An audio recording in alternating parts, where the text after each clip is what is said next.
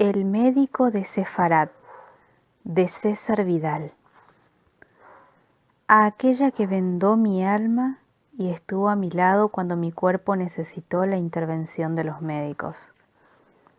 Fostat, Egipto. Ante mis ojos, la puerta de la vida se abría dilatada y rojiza.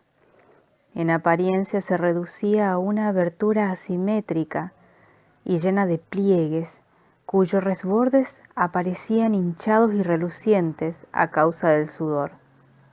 Sin embargo, a pesar de que en aquella situación no había nada en la oquedad que pudiera resultar atractivo, lo cierto es que se hallaba a punto de producirse el milagro que vez tras vez ha permitido que nuestra especie se perpetúe desde que Adonai creó a Adán y a Eva, nuestros primeros padres. Con un susurro ronco y apenas audible, la comadrona me informó que la parturienta llevaba dilatando desde hacía varias horas. Hubiera deseado protestar y decirle que me parecía una falta de responsabilidad que hubiera tardado tanto en avisarme. Si no lo hice fue porque la agotada parturienta tenía la condición de primeriza, y cualquier palabra procedente de mis labios que indicara un contratiempo contribuiría únicamente a acentuar su más que visible temor. Sara, como me comunicaron que se llamaba, era una mujer muy joven. Calculé que no tendría más de 15 años, lo que indicaba que habría contraído matrimonio en torno a los 14. Para aquellos que procedemos de la tierra de Sefarat, se trata sin discusión de una edad demasiado temprana para vincularse de por vida a un varón y proporcionarle la esperada descendencia. Sin embargo, aquí, en el continente donde nunca hace frío, al menos eso insisten en decir, implica más bien que la unión se ha consumado incluso con cierta tardanza. Tampoco debería resultarnos tan extraña esa manera de ver las cosas. A fin de cuentas, Mahoma, al que los árabes consideran un nabí, enviado por Adonai, se casó con una niña de 9 años a la que no tardó en desflorar. Alegan en su defensa que si la criatura era capaz de concebir, también podía de sobra casarse. Sin embargo, piénsese lo que se piense de los matrimonios tempranos, la verdad es que aquella muchacha que yacía ante mí no tenía el cuerpo totalmente formado para soportar un embarazo y un parto. Sin apartar apenas la mirada de su vulva, comencé a lavarme las manos de la manera más rigurosa posible. Sé que muchos médicos no lo consideran necesario, pero lo menos que puede pedirse a alguien que pretende tener la facultad de curarnos es que siquiera nos toque con unos dedos que no estén inficionados por la mugre. Luego, cuando estuve seguro de la limpieza, me acerqué al tembloroso cuerpecillo y examiné más de cerca aquella palpitante vía a la existencia. Sí, tenía la suficiente experiencia como para saber que algo estaba complicándose, que la criatura se había atascado precisamente cuando más tenía que luchar para salir a este mundo, y que a menos que colaboráramos todos, aquella misma noche daríamos sepultura a un feto extraído quizás sin vida del seno de su inexperta madre. Me limité a hacer una seña con la mirada a la avesada comadrona, que entendió a la perfección. La vieja Raquel y yo nos conocemos hace tiempo, y a diferencia de otras compañeras suyas, comprende que no soy un competidor desleal en la delicada actividad que le permite ganarse la vida, sino un recurso indispensable en aquellos casos que ella no sabría solventar por la innegable dificultad que llevan aneja. Con movimientos rápidos y resueltos, ¿Cómo podría ser de otra manera si casi toda la comunidad judía en Fostat ha nacido gracias a sus buenos servicios? Ayudó a incorporarse a la dolorida Sara. Al ver cómo gemía mientras los negros rizos se le adherían a la frente formando grumos con el sudor, y los hinchados y redondos senos se le pegaban contra el vientre moreno y abultado, sentí una oleada de profunda compasión, pero también de innegable gratitud que inunda el pecho. ¿Quién puede afirmar con certeza que el castigo que recibieron Adán y Eva por el pecado resultó similar? Ciertamente, los hombres tenemos que luchar contra una tierra sembrada de espinas y abrojos, arrancar el pan con el sudor de nuestra frente, pero ¿cuántos no hemos tenido jamás que inclinar nuestra cerviz sobre el surco y hemos podido alimentarnos a nosotros y a nuestras familias recurriendo a otros medios? Pocos quizá, pero por lo menos nos contamos por docenas en cualquier población. Sin embargo, estas mujeres padecen siempre, aunque se trate de la misma hija del sultán de Egipto, los agudos dolores del parto. ¿Por qué es así? Reconozco que al igual que para tantas otras cuestiones, carezco de respuesta. Raquel había colocado ya a la muchacha en cuclillas y la instaba a empujar con órdenes breves pero terminantes. La sudorosa parturienta se mordió los resecos labios en un intento de no chillar. Se trataba de una inconfesada muestra de pudor que no pocas mujeres se empeñan en tener casi como si se avergonzaran de manifestar unos dolores más que naturales. En realidad, los más naturales que puedan sentirse en este mundo que existe bajo el sol. Como tantas otras, ¿acaso podría ser de otra manera en alguien tan joven?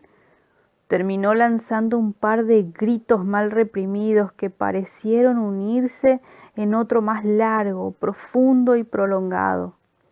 «Lo estás haciendo muy bien», le dije con la mayor amabilidad que pude.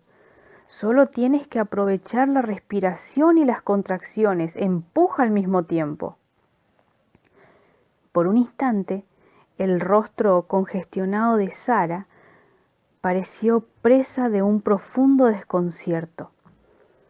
Luego, de manera repentina, como si en su interior se hubiera encendido una luz milenariamente albergada en el corazón femenino, sus facciones, finas y delicadas, se iluminaron. Incluso llegó a esbozar una sonrisa que se vio con rapidez, borrada por un dolor agudo e imposible de controlar.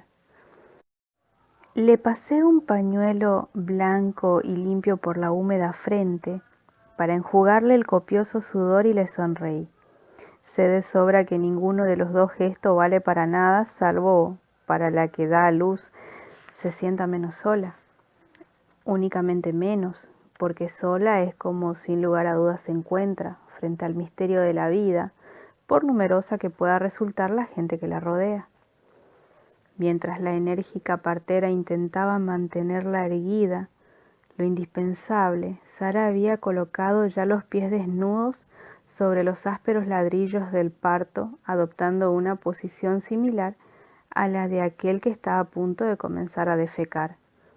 Me consta que hay mujeres a las que obligan a dar a luz tendidas sobre un lecho y que incluso les ordenan subir las piernas abiertas en un intento de que paran mejor.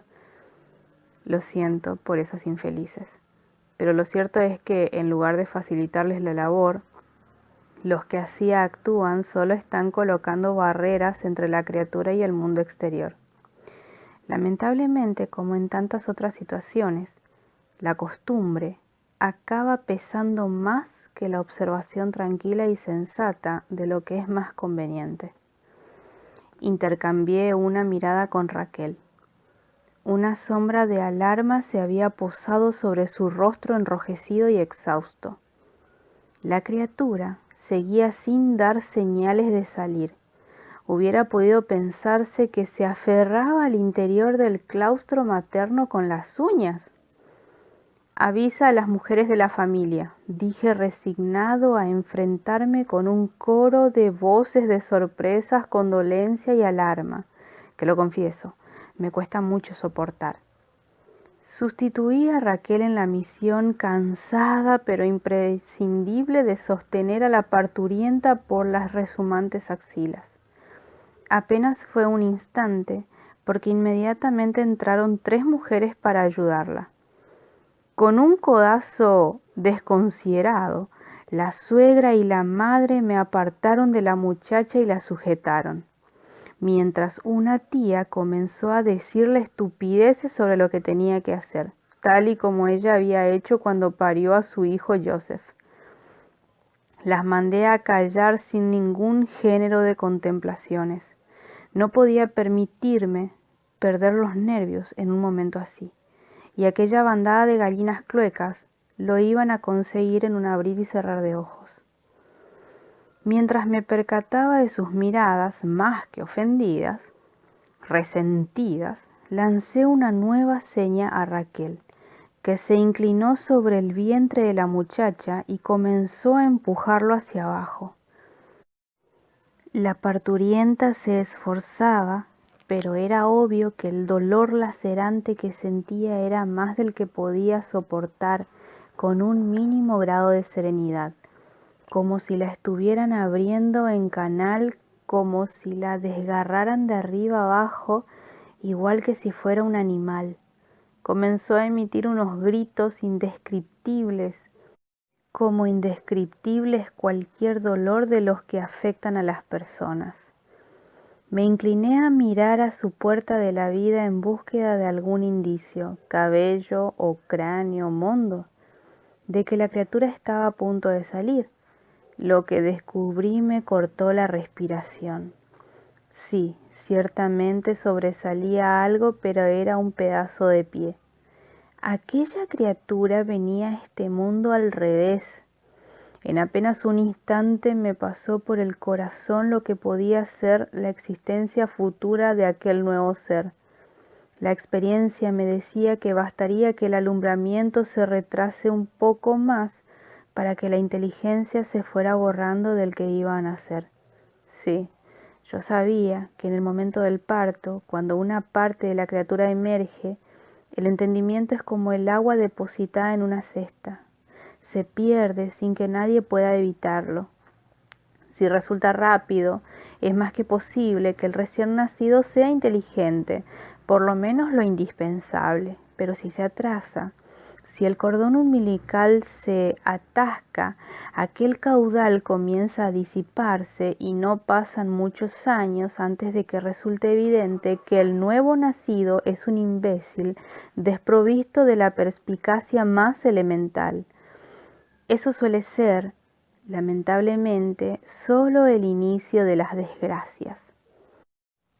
A continuación, vienen años de agonía en que los padres se atormentan pensando en cuál será el destino del infeliz cuando ellos envejezcan y mueran, en que las hermanas contemplan con espanto la perspectiva de quedarse solteras y atendiendo a aquel engendro indeseado, y en que los hermanos sudan pensando que pocos padres estarán dispuestos a entregarle a su hija para formar una familia si la perspectiva era atender al monstruo. Por lo que se refiere a este, yo sabía de sobra que pueden no entender, pero que sufren y padecen al menos tanto como un ser normal. En realidad, más porque apenas pueden defenderse de las burlas de otros niños, de las risitas de las mujeres y de los golpes de los adultos. Todo aquello pasó por mi corazón y sentí como si una mano fría de metal me retorciera las entrañas. Moisés ben Maimón, El médico, el rabino, tenía otra vez en sus manos la posibilidad de salvar una vida o de contemplar cómo se destruía. Se trataba de un tributo pesado por ejercer una disciplina que en realidad solo pretende ayudar a Adonai en su tarea de derramar bien en un mundo contaminado por el mal. Palpando más que viendo, eché mano del miembro que emergía apenas por la puerta de la vida. Bien, Sara, dije esbozando una sonrisa que pretendía tranquilizarla. Cuando yo te diga, empujarás. Sé que te duele, pero tu hijo es ahora lo más importante. ¿Me has entendido? Claro que me había entendido y asintió con la cabeza para demostrármelo. Coloqué entonces las manos a ambos lados de la vulva y esperé a sentir el acompasado latido que indicaba el momento oportuno. Mientras tanto, en lo más profundo de mi corazón, elevé una plegaria a Adonai a la espera de que aquella criatura no tuviera que esperar, como si me hubiera escuchado, aquel que mantiene en pie las montañas y los continentes y sostiene con el aliento de su poder los astros en el firmamento. Sentí de manera casi instantánea el aviso. «Ahora», le dije a Sara con una voz que se hallaba a mitad de camino entre el estímulo y la orden. La muchacha obedeció, y pude asir casi por completo aquel pedazo blanco de carne tibia que había comenzado a sobresalir. No era mucho, pero sí se trataba de un comienzo. «Respira, respira hondo», le dije procurando que no se sintiera nerviosa. «Ahora». Esta vez pude atrapar a aquel ser que pugnaba por vivir a un par de dedos por encima del tobillo. De manera despiadada, pero indispensable, intenté forzar la entrada de aquella puerta que se resistía. Sentí entonces un chorro de líquido caliente y espeso que se me escurría por entre las manos, pero sobre todo logré palpar algo más de aquel cuerpecillo húmedo y cálido. Me aferré a aquella carnecita como si fuera un náufrago agarrándose a una tabla de salvación en medio de las encrespadas olas del negro océano. La así y tiré de ella. «Ahora», volví a ordenar, casi sorprendido por la rapidez con que se estaban produciendo las contracciones. Sara me obedeció, pero volvió a olar su doloroso esfuerzo con una guirnalda de gritos jadeantes. Sus parientes comenzaron a expresar sus condolencias, pero yo no estaba dispuesto a permitirlo. «Si no os calláis, os echaré de aquí a patadas», dije con voz destemplada, y espantadas las tres mujeres cerraron la boca. «Ya, ya», volví a decir, ocultando apenas la ansiedad que me invadía.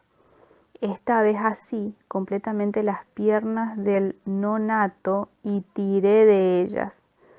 Debía hacerlo con el cuidado suficiente como para sacarlo y con la delicadeza indispensable como para no romperle la clavícula o un bracito. Sin hacer caso de los gritos casi aullidos de Sara, hundí más los dedos en su dilatada puerta de la vida en un esfuerzo por abrirla lo suficiente como para que pudiera salir el resto de la criatura.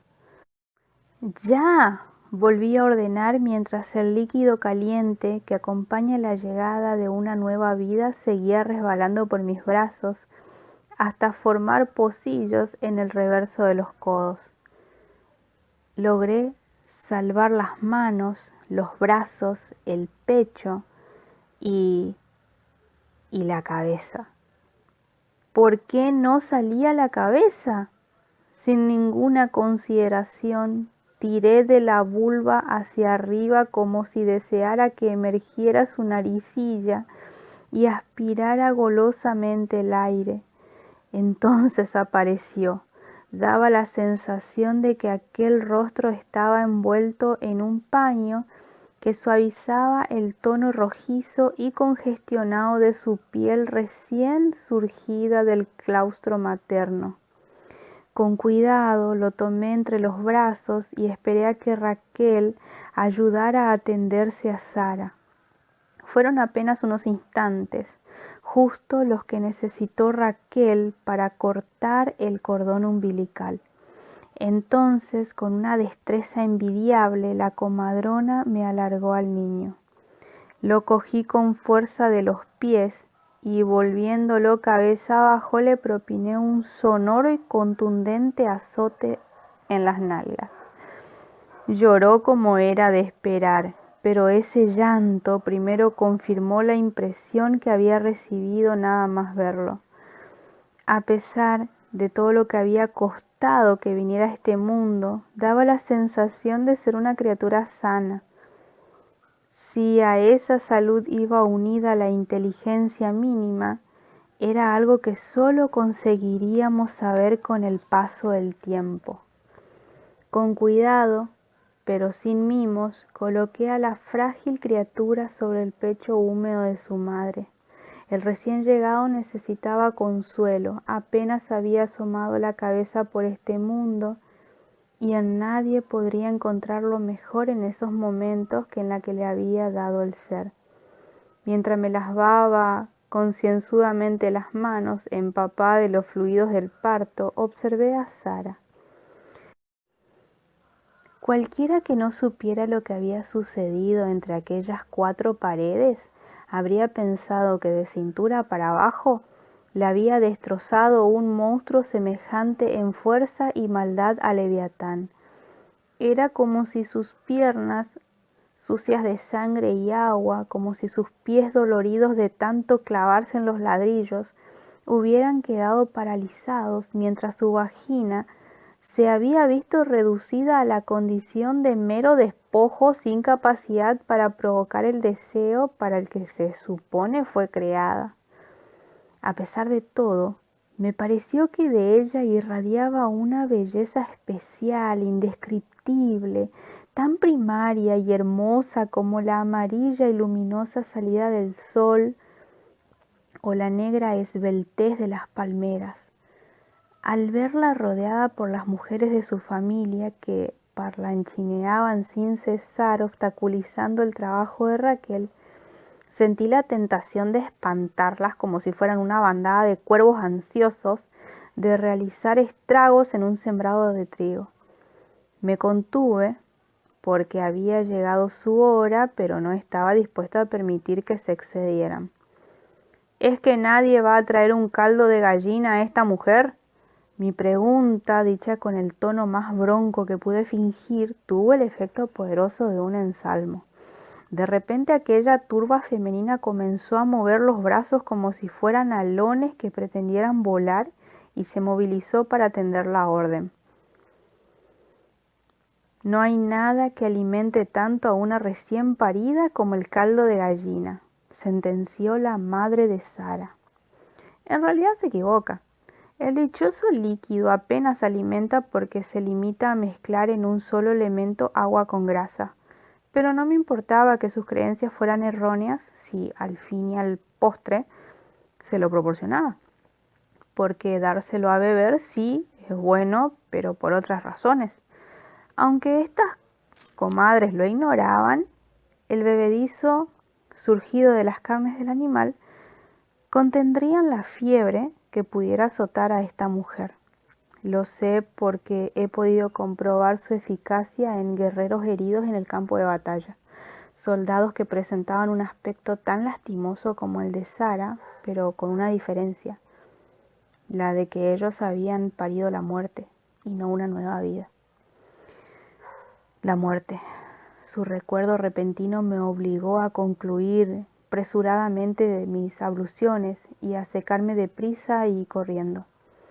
Recordaba que también me estaba esperando y que no podía desatenderla. Transmití algunas órdenes a la comadrona, felicité lo más rápidamente que pude al padre que esperaba al lado de la estancia. Se trataba de un hijo varón, de manera que lo celebraría con todo el boato que pudiera, y me encaminé con toda la celeridad que me permitían mis pies hacia la sinagoga. Llegué justo a tiempo, llevaba la cabeza cubierta y no tuve que dar ningún otro paso antes de dirigirme a Adonai. Cerré los ojos para sumirme en la mayor concentración posible y de manera inmediata mis labios comenzaron a recitar el Kadish. Yidgadal be Yidgadesh Shemet Rabo be Alma Divero Yirudet. Sí, exaltado y santificado sea el nombre de Dios en el mundo que creó de acuerdo con su voluntad. Así continué entonando el Kadish hasta concluirlo, y así iba a hacerlo hasta que se cumpliera el año de la muerte de aquel ser querido por el que había prometido orar. Mientras me dirigía hacia la salida de la sinagoga, reflexioné sobre lo cerca que se encuentran en nuestra existencia la vida y la muerte.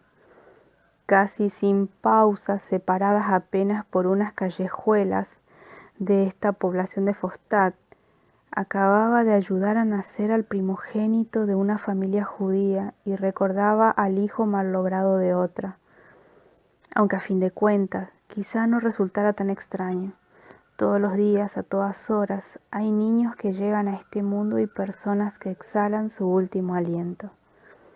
Sumido en estos pensamientos, me encaminé hacia la casa que ocupo desde hace unos meses, aquella en que lo mismo como y duermo que recibo las visitas de los que se sienten enfermos de cuerpo o de espíritu.